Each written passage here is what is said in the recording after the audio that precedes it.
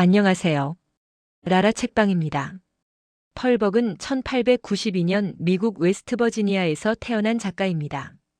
그녀의 본명은 펄 시덴스트리커벅이며 생후 3개월 만에 선교사였던 부모님을 따라 중국으로 건너가 40년 가까이 중국에서 살았습니다. 이러한 특별한 성장 배경은 그녀의 문학 세계에 결정적인 영향을 미쳤습니다. 펄벅은 어린 시절부터 중국어와 영어를 동시에 배우며 자랐고 중국 문화와 서양 문화를 모두 체득한 독특한 작가로 성장했습니다. 그녀는 중국의 농촌 생활과 평범한 사람들의 삶을 깊이 이해했으며 이를 서양 독자들에게 생생하게 전달하는 탁월한 능력을 가지고 있었습니다. 어린 시절 그녀는 중국인 유모에게 중국어를 배웠고 마을 아이들과 함께 놀면서 자연스럽게 중국 문화에 동화되었습니다. 그녀는 중국 고전 문학을 읽으며 성장했고 중국인들의 사고방식과 정서를 깊이 이해하게 되었습니다. 1938년 펄벅은 대지를 포함한 중국 농민의 삶을 다룬 작품들로 노벨 문학상을 수상했습니다. 그녀는 여성으로서는 3번째 노벨 문학상 수상자였으며 미국 작가로서는 1번째 여성 수상자였습니다. 노벨상 위원회는 그녀의 중국 농민 생활에 대한 풍부하고 진정으로 서사적인 묘사와 자서전적 걸작들을 높이 평가했습니다. 대지는 1931년에 출간되어 즉각적인 성공을 거두었고 1932년에는 퓰리처상도 수상했습니다. 이 작품은 출간 첫 해에만 180만 부가 팔렸으며 곧 베스트셀러가 되었습니다. 펄벅은 단순히 소설가에 그치지 않고 인권운동가로서도 활발히 활동했습니다. 특히 여성의 권리와 인종평등을 위해 목소리를 높였으며 입양아와 호녀라들을 위한 복지기관을 설립하기도 했습니다. 그녀 자신도 여러 명의 아이를 입양했으며 장애를 가진 딸을 평생 돌보았습니다. 그녀는 1973년 세상을 떠날 때까지 70권이 넘는 책을 집필했으며 동서양 문화의 가교 역할을 했습니다. 그녀의 작품들은 40개 이상의 언어로 번역되었고 전 세계적으로 수백만 부가 판매되었습니다. 그녀는 문학을 통해 동서양의 이해를 증진시키는 데 크게 기여했으며 특히 중국에 대한 서양의 편견을 깨는 데 중요한 역할을 했습니다. 대지는 20세기 초 중국 농촌을 배경으로 농부 왕농의 일생을 그린 대하소설입니다. 가난한 농부의 아들로 태어난 왕농은 오랜 가뭄과 기근을 겪으며 고난의 시간을 보냅니다. 이야기는 왕농이 황가의 노예였던 오란과 결혼하면서 시작됩니다. 오란은 못생기고 말수가 적지만 억척스럽고 근면한 여성입니다. 두 사람은 땅을 일구며 성실하게 살아가지만 극심한 가뭄이 찾아오면서 생존의 위기에 직면합니다. 땅은 메마르고 수확은 없었으며 가족들은 굶주림에 시달립니다. 왕농은 집에 나무 껍질까지 벗겨 먹으며 버텼지만 결국 더 이상 버틸 수 없게 됩니다. 결국 그들은 남쪽으로 피난을 떠나게 되고 그곳에서 풍파리와 인력 거꾼으로 생계를 유지합니다. 남쪽 도시에서의 삶은 고되고 비참했지만 그들은 살아남기 위해 온갖 일을 다했습니다. 오라는 거리에서 구걸하는 것조차 마다하지 않았고 아이들과 함께 생존을 위해 싸웠습니다. 남쪽에서 혁명이 일어나고 그 혼란 속에서 오라는 우연히 귀족의 집에서 보석을 얻게 됩니다. 이 보석으로 왕농은 고향으로 돌아가 황가의 땅을 사들이며 부를 축적하기 시작합니다. 점점 더 많은 땅을 소유하게 된 왕농은 지주가 되고 결국 마을에서 가장 부유한 사람이 됩니다. 그는 예전에 자신을 무시했던 황가의 저택까지 손에 넣게 됩니다. 가난했던 농부가 이제는 마을의 지배자가 된 것입니다. 그는 소작인들을 거느리고 하인들을 두며 부유한 지주의 삶을 살게 됩니다. 하지만 부를 얻으면서 왕농의 삶도 변화합니다.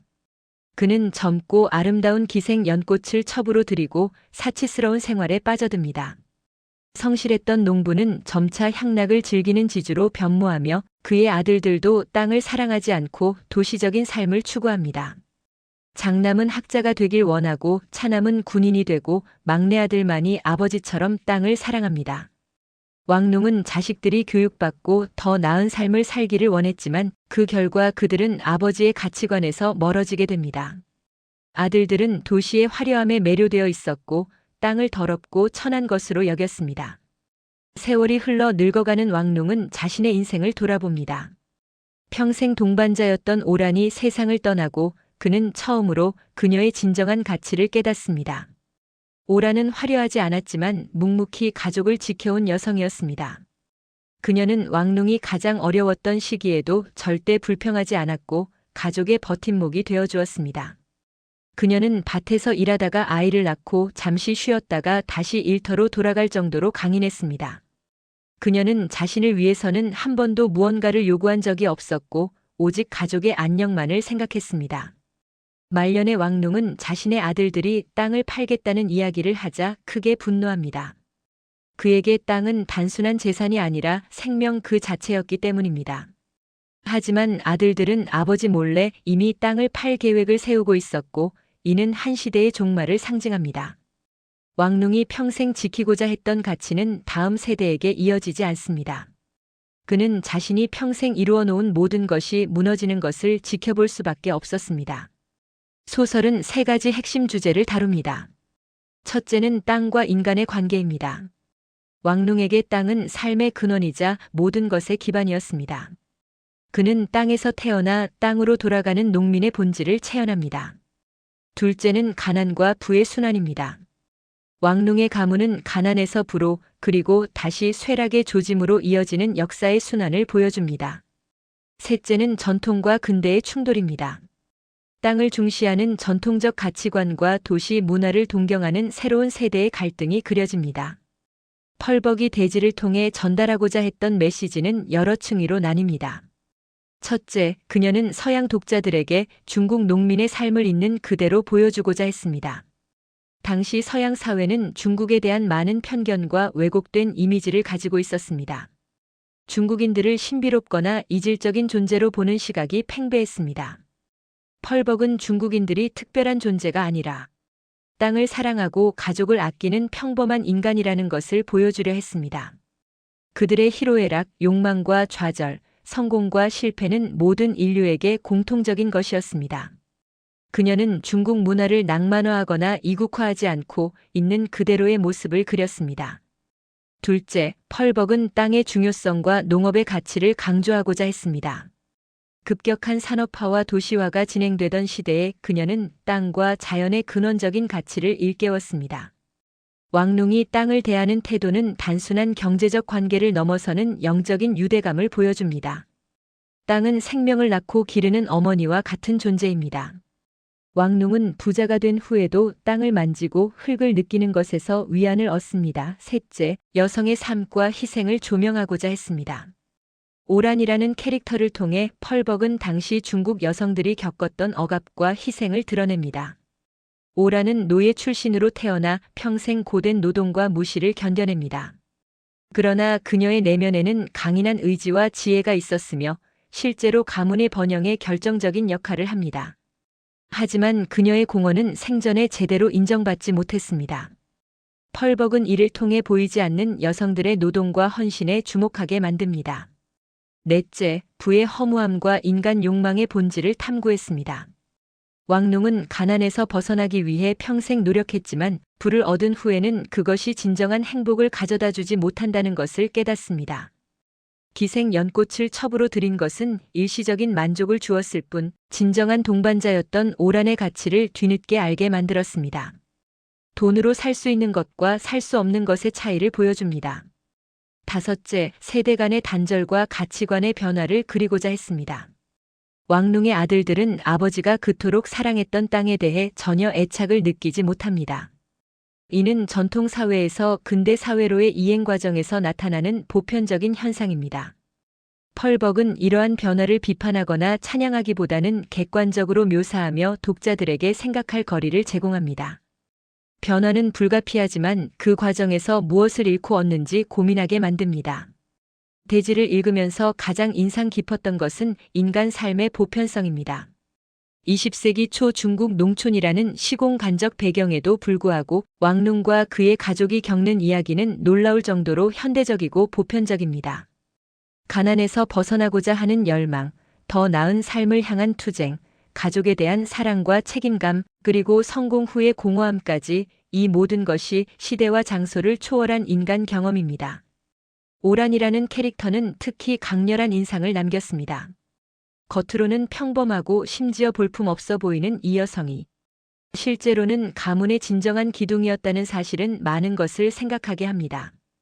우리 사회에서도 얼마나 많은 오란들이 묵묵히 자신의 역할을 다하면서도 제대로 인정받지 못하고 있는지 돌아보게 됩니다. 특히 그녀가 죽어가면서도 자신의 감정을 표현하지 못하고 왕룽 역시 그녀가 떠난 후에야 그녀의 가치를 깨닫는 장면은 가슴 아픕니다. 그녀는 한 번도 자신의 고통이나 불만을 토로하지 않았고 오직 가족을 위해 헌신했습니다. 왕룽의 변화 과정도 흥미로웠습니다. 처음에는 순박한 농부였던 그가 부를 축적하면서 점차 욕망에 사로잡히고 타락해가는 모습은 인간 본성에 대한 깊은 통찰을 보여줍니다. 하지만 동시에 그는 결코 땅에 대한 사랑을 완전히 잃지 않았으며 말년에 이르러서는 다시 땅으로 돌아가려는 모습을 보입니다. 이는 인간이 아무리 변해도 자신의 뿌리를 완전히 부정할 수 없다는 것을 상징합니다. 그가 도시의 사치스러운 삶에 빠져 있을 때조차 흙을 만지면 마음이 편안해지는 모습은 인상적이었습니다. 또한 세대 간의 갈등과 가치관의 변화를 다루는 방식이 매우 현실적이었습니다. 왕룽이 자식들에게 땅의 중요성을 아무리 강조해도 그들은 이해하지 못합니다. 이는 오늘날 우리 사회에서도 흔히 볼 수 있는 현상입니다. 부모 세대가 중요하게 여기는 가치들이 자식 세대에게는 더 이상 의미가 없는 경우가 많습니다. 이것이 진보인지 퇴보인지 단정할 수 없지만 분명한 것은 이러한 변화가 불가피하다는 사실입니다. 각 세대는 자신이 경험한 시대의 산물입니다.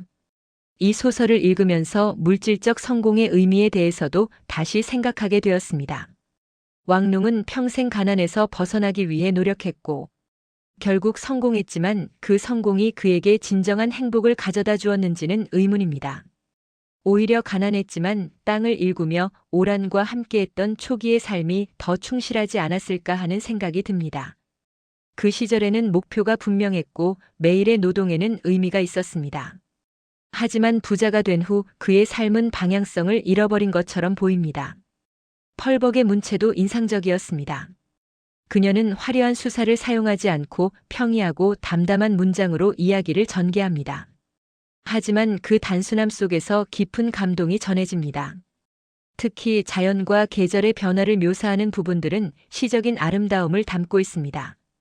그녀는 중국 문화를 서양 독자들에게 설명하려 하기보다는 자연스럽게 이야기 속에 녹여냈습니다.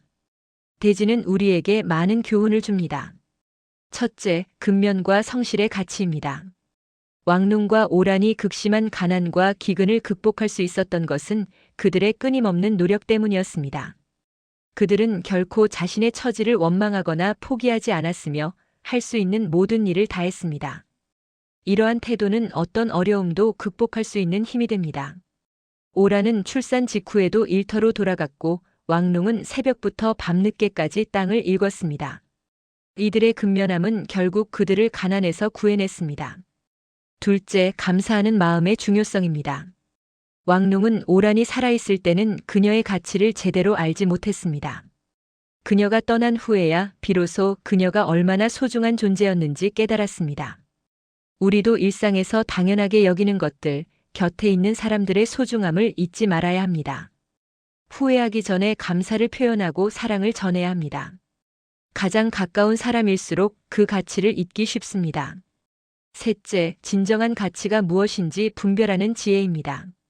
왕룽은 부를 얻은 후 화려한 기생 연꽃책에 마음을 빼앗겼지만 그녀는 일시적인 쾌락만을 제공했을 뿐입니다. 반면 못생기고 평범했던 오란이야말로 진정한 가치를 지닌 사람이었습니다. 겉모습이나 즉각적인 만족보다는 본질적인 가치를 볼 수 있는 눈을 가져야 합니다. 세상은 화려한 것으로 우리를 유혹하지만 진짜 소중한 것은 평범하고 조용한 곳에 있을 수 있습니다. 넷째, 욕망을 절제하는 법을 배워야 합니다. 왕룽의 몰락은 그가 만족할 줄 몰랐기 때문에 시작되었습니다. 충분한 땅을 가지고도 더 많은 것을 원했고 충실한 아내가 있으면서도 젊은 여인을 탐했습니다. 끝없는 욕망은 결코 우리를 행복하게 만들지 못하며 오히려 불행의 씨앗이 됩니다. 만족할 줄 아는 것이 진정한 부입니다. 다섯째, 자신의 뿌리와 정체성을 잊지 말아야 합니다. 왕룽의 아들들은 아버지의 뿌리인 땅을 경시했고 이는 가문의 쇠락을 예고합니다. 우리가 어디서 왔는지, 무엇이 우리를 만들었는지 기억하는 것은 미래로 나아가는 데 있어서도 중요합니다. 전통을 맹목적으로 따를 필요는 없지만 그것을 이해하고 존중하는 태도는 필요합니다. 뿌리가 튼튼해야 나무가 높이 자랄 수 있습니다. 여섯째, 여성의 가치를 제대로 인정해야 합니다. 오라는 겉으로는 주목받지 못했지만 실제로는 가문의 성공에 결정적인 역할을 했습니다. 우리 사회에도 많은 여성들이 보이지 않는 곳에서 중요한 일을 하고 있습니다. 그들의 기여를 정당하게 평가하고 인정하는 것이 중요합니다. 화려한 공로만이 가치 있는 것이 아닙니다. 일곱째, 물질적 성공이 전부가 아니라는 것입니다. 왕농은 부자가 되었지만 진정한 행복을 얻지는 못했습니다. 오히려 가난했지만 단순했던 시절을 그리워했습니다. 우리 역시 성공을 추구하되 그것이 삶의 유일한 목표가 되어서는 안 됩니다. 인간관계, 내면의 평화, 의미 있는 일 등 다른 가치들도 함께 추구해야 합니다. 부는 수단이지 목적이 아닙니다. 여덟째, 겸손의 미덕입니다. 왕농이 성공한 후 교만해지고 사치스러워진 것은 그의 불행의 시작이었습니다. 반면 가난했을 때 그가 가졌던 겸손함은 그를 성실하게 만들었습니다. 우리가 무엇을 이루든 겸손함을 잃지 않는 것이 중요합니다. 대지는 다음과 같은 분들에게 특히 추천하고 싶습니다. 첫째, 고전 문학을 좋아하는 독자들입니다. 이 작품은 노벨 문학상 수상작으로서 문학적 가치가 충분히 검증되었습니다. 서사의 웅장함, 인물 묘사의 섬세함, 주제의식의 깊이 등 모든 면에서 고전의 품격을 갖추고 있습니다. 좋은 문학 작품이 무엇인지 경험하고 싶은 분들에게 완벽한 선택입니다. 이 책을 읽으면 왜 고전이 고전으로 불리는지 이해하게 될 것입니다. 둘째, 중국 역사와 문화에 관심 있는 분들입니다. 이 소설은 20세기 초 중국 농촌 사회를 생생하게 그려냅니다. 교과서에서는 배울 수 없는 당시 중국인들의 일상생활, 가족관계, 사회구조, 가치관 등을 자연스럽게 이해할 수 있습니다. 역사책보다 더 생동감 있게 그 시대를 체험할 수 있습니다. 결혼 풍습, 장례의식, 명절 행사 등 다양한 문화적 요소들이 자연스럽게 녹아 있습니다. 셋째, 인생의 의미와 가치에 대해 고민하는 분들입니다. 이 소설은 성공이란 무엇인가, 행복이란 무엇인가, 진정으로 중요한 것은 무엇인가와 같은 근본적인 질문들을 던집니다. 특히 물질적 성공을 이루었지만 공허함을 느끼는 분들, 삶의 방향을 고민하는 분들에게 깊은 통찰을 제공할 것입니다. 왕농의 여정을 통해 우리 자신의 삶을 돌아볼 수 있습니다. 넷째, 부모 세대와 자식 세대 간의 갈등을 경험하고 있는 분들입니다. 왕농과 그의 아들들 사이의 세대 갈등은 매우 현대적이고 보편적입니다. 이 소설을 통해 서로 다른 세대가 왜 다른 가치관을 가질 수밖에 없는지, 그리고 그것을 어떻게 이해하고 받아들여야 하는지 생각해 볼 수 있습니다. 부모라면 자식의 관점을, 자식이라면 부모의 관점을 이해하는 데 도움이 될 것입니다. 다섯째, 여성 문제에 관심 있는 분들입니다. 오란이라는 캐릭터를 통해 전통 사회에서 여성이 겪었던 억압과 희생, 그리고 그럼에도 불구하고 발휘했던 힘과 지혜를 볼 수 있습니다. 페미니즘적 관점에서도 흥미로운 텍스트입니다. 이 책은 여성의 보이지 않는 노동과 기여를 조명합니다. 여섯째, 농업과 자연의 가치를 재발견하고 싶은 분들입니다. 도시화된 현대 사회에서 우리는 땅과 자연의 중요성을 잊어가고 있습니다. 이 소설은 땅이 단순한 부동산이 아니라 생명의 근원임을 일깨워줍니다. 생태적 가치에 관심 있는 분들에게도 의미 있는 작품입니다. 환경 문제가 심각한 오늘날 땅과 자연에 대한 왕농의 태도는 시사하는 바가 큽니다. 일곱째, 가족의 의미를 되새기고 싶은 분들입니다.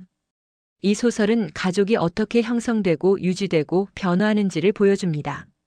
특히 배우자의 진정한 가치, 부모와 자식 간의 관계, 형제자매 간의 경쟁과 협력 등 가족 내 다양한 관계를 깊이 있게 다룹니다. 가족의 소중함을 재확인하고 싶은 분들에게 추천합니다. 여덟째, 장편 소설의 매력을 느끼고 싶은 분들입니다. 대지는 한 인간의 전 생애를 다루는 대하소설로서 시간의 흐름에 따른 인물의 성장과 변화를 천천히 음미할 수 있습니다. 긴 호흡으로 이야기를 즐기고 싶은 독자들에게 완벽한 작품입니다. 빠르게 소비되는 현대 콘텐츠에 지친 분들에게 깊이 있는 독서의 즐거움을 선사할 것입니다.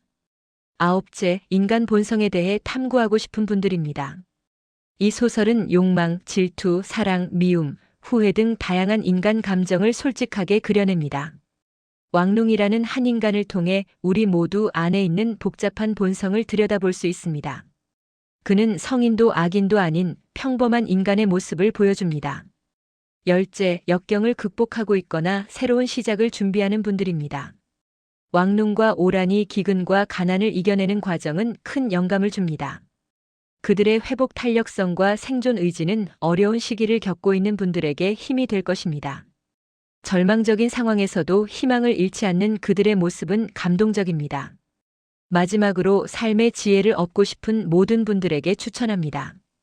대지는 단순한 소설을 넘어 인생의 교과서와 같습니다. 이 책을 읽고 나면 삶을 바라보는 시각이 조금은 달라질 것입니다. 성공과 실패, 사랑과 상실, 희망과 절망, 전통과 변화 등 인생의 모든 국면이 이 안에 담겨 있습니다. 이 작품은 출간된 지 거의 100년이 지났지만 여전히 현재성을 잃지 않고 있습니다. 그것은 이 소설이 시대를 초월한 보편적 진리를 담고 있기 때문입니다. 한 번쯤 꼭 읽어볼 만한 가치가 있는 걸작입니다. 이 책은 단순히 재미있는 이야기를 넘어서 우리에게 삶에 대한 깊은 성찰을 제공합니다. 독서 후에도 오랫동안 마음에 남아 여운을 주는 작품입니다. 대지를 읽는 과정 자체가 특별한 경험이 됩니다. 펄벅의 섬세한 필치는 독자를 20세기 초 중국 농촌으로 데려갑니다. 책장을 넘길 때마다 우리는 왕농과 함께 땅을 일구고 기근을 견디고 희망을 품습니다. 이 소설은 단순히 읽히는 것이 아니라 체험되는 작품입니다. 왕농의 손에 묻은 흙의 감촉, 오란의 고된 노동, 기근의 절망감, 수확의 기쁨이 모두 생생하게 전달됩니다. 특히 이 작품은 현대 사회를 살아가는 우리에게 많은 질문을 던집니다. 우리는 무엇을 위해 살고 있는가? 진정한 성공이란 무엇인가? 우리가 소중히 여기는 가치들이 다음 세대에게도 의미가 있을 것인가? 이러한 질문들에 대한 답을 찾는 여정이 바로 대지를 읽는 과정입니다. 이 소설은 단순히 읽는 즐거움을 넘어서 우리 삶을 되돌아보게 만드는 거울과 같습니다. 왕농의 이야기를 통해 우리는 자신의 모습을 발견하고 삶의 우선순위를 재정립하며 진정으로 중요한 것이 무엇인지 깨닫게 됩니다. 대지는 시대를 초월하여 오늘을 사는 우리에게도 여전히 깊은 울림을 주는 영원한 고전입니다. 이 작품이 여러분의 삶에도 의미 있는 변화와 깊은 통찰을 가져다 주기를 진심으로 바랍니다. 책을 덮는 그 순간 여러분은 분명히 더욱더 풍요롭고 성숙한 사람이 되어 있을 것입니다. 여기까지 들어가 주셔서 감사합니다. 지금까지 라라 책방이었습니다.